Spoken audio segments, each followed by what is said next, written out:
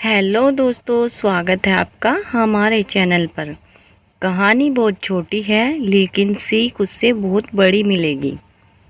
एक बार एक वैज्ञानिक ने एक टिड्डे को पकड़ा और उसे अपनी आवाज़ पर छलांग लगाना सिखाया। वैज्ञानिक टिड्डे से कहता, कूदो। टिड्डा उसकी आवाज़ सुनते ही जोर से छलांग लगा देता। अब वह वैज्ञानिक था तो प्रयोग करना बनता ही था।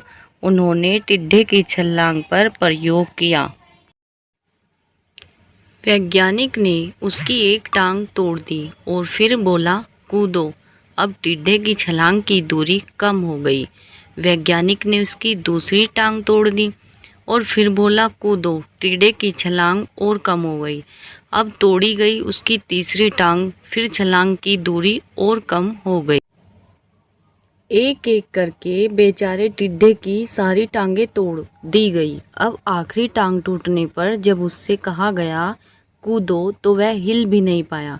अब वैज्ञानिक ने अपना निष्कर्ष अपनी डायरी में लिखा। जानते हो उसने क्या लिखा? जब टिड्डे की एक टांग तोड़ी गई तो वह थोड़ा बहरा हो गया। जब उसकी दूसरी टांग तोड़ी गई तो वो और बहरा हो गया।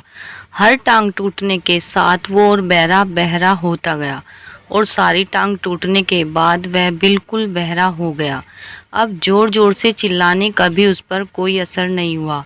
वो तो अपनी जगह से हिला तक नहीं, छलांग लगाना तो दूर की बात थी। इस कहानी को सुनकर सभी को ऐसा ही लग रहा है ना कि क्या मूर्ख वैज्ञानिक था, इतनी सीधी सी बात उसे समझ में नहीं आई। या कुछ लोग ये भी सोच रहे होंगे कि ये तो किसी बच्चे को भी पता है कि टिड्डे को की छलांग उसकी टांग टूटने की वजह से कम होती जा रही थी, ना कि वह बहरा हो गया था। दोस्तों, हम सभी जीवन में कई बार ऐसे ही मूर्ख बन जाते हैं। कई बार जीवन में दो घटनाएं एक साथ घटती है कि उनका एक दूसरे से कोई संबंध होता ही नहीं, फिर भी ऐसा लगता है कि गहरा संबंध है।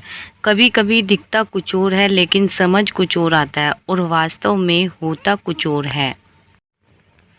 इसलिए अगर पछताना नहीं है तो जीवन में जल्दबाजी में कोई निर्णय ना ले।